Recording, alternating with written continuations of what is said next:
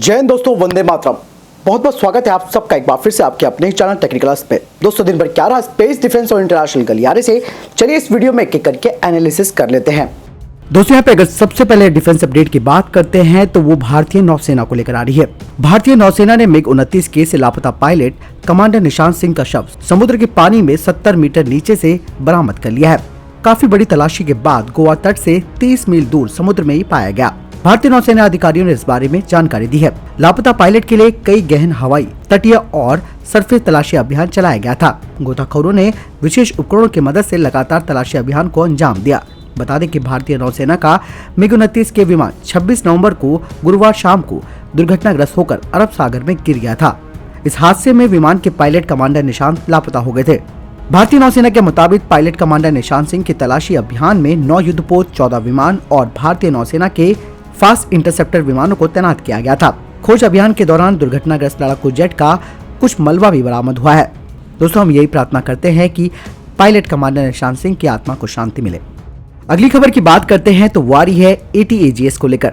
ऐसे समय में जब भारतीय सेना को 400 से अधिक तोपों की जरूरत है, अब ये समय आ चुका है कि मेड इन इंडिया AT-AGS जो कि अब विकसित हो रही हैं, उन्हें बड़ी संख्या में शामिल करने के लिए चुना जा रहा है और ये पहला विकल्प भी होगा भारतीय सेना के लिए। इस प्रतियोगिता में इजरायली गन को उत्पादन होने में अभी अधिक समय लग सकता है। DRDO के द्वारा विकसित AT-AGS हवित्जर का महाराष्ट्र में परीक्षण चल रहा है और योजनाओं पर वो काम कर रहे हैं। साथ ही ये कहा गया है कि 18 महीनों के भीतर वो भारतीय सेना को लगभग 200 इस तरीके की AT-AGS को वितरित कर लेंगे। AT-AGS पर काफी अच्छा काम चल रहा है। साथ ही AT-AGS ने ये भी दिखाया कि वो लंबी सीमा तक फायर कर सकती है।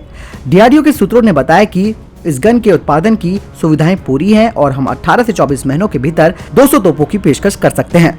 सूत्रों ने कहा कि सितंबर में जब AT-AGS का परीक्षण चल रहा था तो उस वक्त गोला बारूद फटने की वजह से दुर्घटना का सामना करना पड़ा, लेकिन अब परीक्षण फिर से चल रहा है। इस मुद्दे पर CDS जनरल विपिन रावत ने भी कहा कि परीक्षणों के दौरान विफलताएं होती हैं, लेकिन इनसे भावनाओं को कम नहीं करना चाहिए। इसकी बजाय उन्हें समय पर समीक्षा और निर्माताओं को समस्या को दूर करने के तरीकों पर काम करना चाहिए और हमें उन्हें प्रोत्साहित करना चाहिए। जनरल रावत ने बताया कि सार्वजनिक और निजी क्षेत्रों द्वारा भारत में रक्षा विनिर्माण परिवर्तन चरम पर है। व्यवहारिक अनुभव वाले सेवा अधिकारियों को डिजाइन और विकास प्रक्रियाओं में एकीकृत होना चाहिए। साथ ही उन्होंने बताया कि नौसेना ने स्वदेशीकरण के मानकों को निर्धारित किया है, लेकिन अभी उन्हें इसे और अधिक दुरुस्त करने की जरूरत है।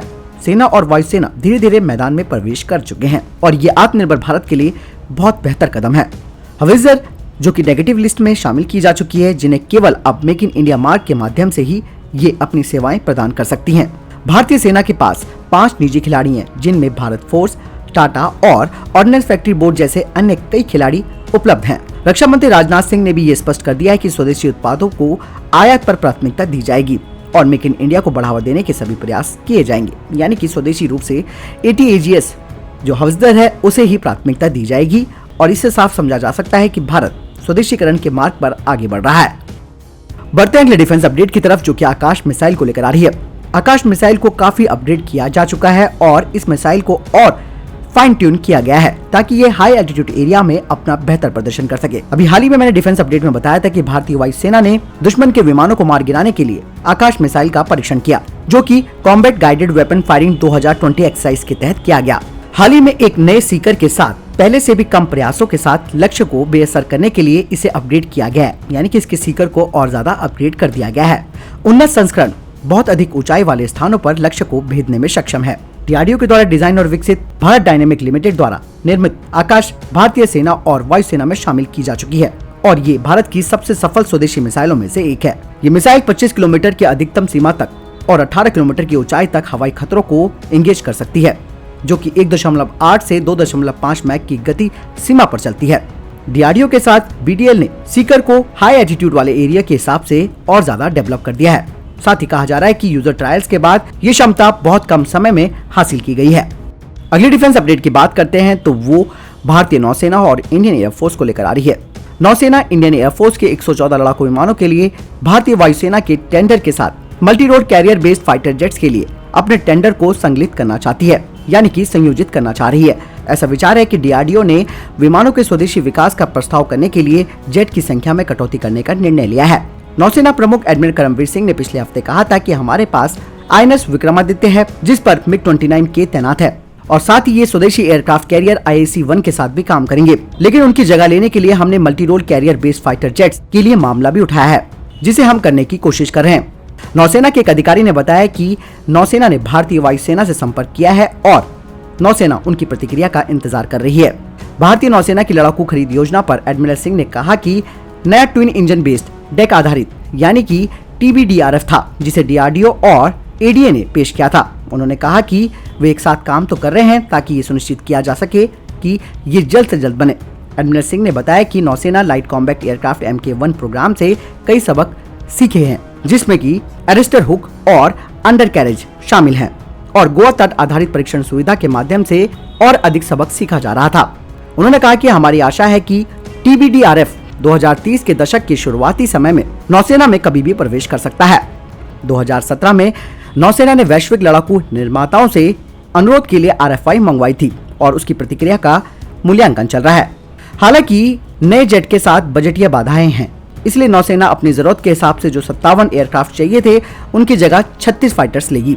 और साथ ही उन्होंने कहा कि हम अंतिम निर्णय का इंतजार कर रहे हैं, लेकिन अब ये देखा जाना बाकी है कि ये टेंडर कैसे आगे ले जाया जा सकता है, क्योंकि भारतीय वायुसेना की RFI सिंगल और ट्विन इंजन फाइटर्स दोनों के लिए खुला था, जबकि नौसेना को वाहक को संचालित करने के लिए ट्विन इंजन जेट्स की आवश्यकता होती है।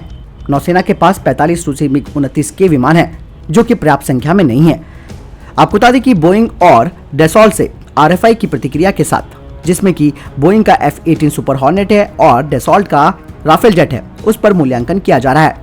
दोनों ही कंपनियों ने कहा कि उनके जेट विक्रमादित्य की स्की जंप और भविष्य में IAC-1 विक्रांत के साथ संचालित कर सकते हैं। अगली अपडेट की बात करते हैं तो वो इसरो और DD नेशनल को लेकर आ रही है।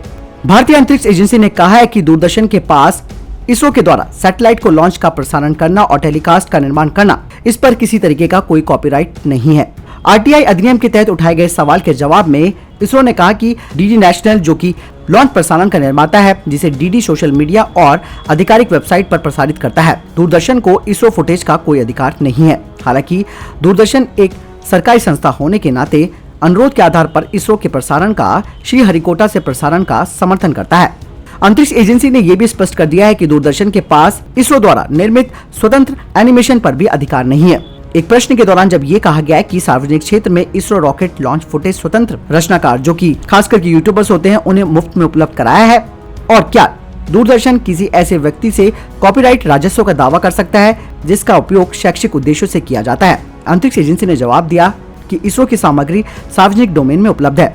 इसरो ने कहा कि इसके लिए DD के साथ उनका कोई लिखित अनुबंध नहीं है, यानी कि दूरदर्शन जो कॉपीराइट लगा देता है इसरो की फुटेजेस पर, जिसे कि हम लोग भी यूज करते हैं, उस पर अब साफ तौर पर यह कह दिया गया है कि दूरदर्शन का इस पर कोई अधिकार नहीं है।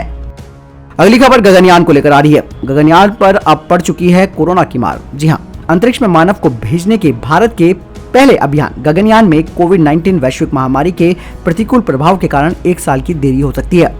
DRDO के एक अधिकारी ने इस बारे में जानकारी दी है। गगनयान के तहत मानव को पहली बार अंतरिक्ष में भेजने की योजना से पहले 2 मानव रहित मिशनों को अंतरिक्ष में भेजने की योजना है। पहले मानव रहित मिशन को दिसंबर 2020 और दूसरे मानव रहित मिशन को जून 2021 में भेजने की योजना बनाई गई थी। इसके बाद गगनयान के तहत दिसंबर 2021 में मानव को पहली बार अंतरिक्ष में भेजने की योजना बनाई गई थी। इसरो के अध्यक्ष के सिवन ने कहा कि कोविड-19 के कारण इसमें देरी होगी। उन्होंने प्रस्तावित 2 मानव रहित मिशनों में से पहले मिशन की संभावित समय सीमा पर कहा कि हम अगले साल के अंत में या उसके अगले साल पर इसका लक्ष्य रख सकते हैं। हालांकि उन्होंने कहा कि शुक्रयान पर भारत का काम जारी है और शुक्रयान मिशन पर इसरो की पूरी टीम लगी हुई है। तो ये थे अभी तक के टॉप डिफेंस और स्पेस अपडेट्स। दोस्तों, आप में से जिन लोगों को वीडियो की नोटिफिकेशन नहीं मिल पा रही है, आप डायरेक्टली चैनल पर आकर विजिट कर सकते हैं। साथ ही दोस्तों, वीडियो के संबंध में कोई प्रश्न जवाब या आपका कोई सवाल है, आप कमेंट सेक्शन में लिखकर जरूर पूछ सकते हैं। इस वीडियो के लिए इतना ही, मिलता हूं नए वीडियो के साथ, तब तक के लिए जय हिंद, जय भारत।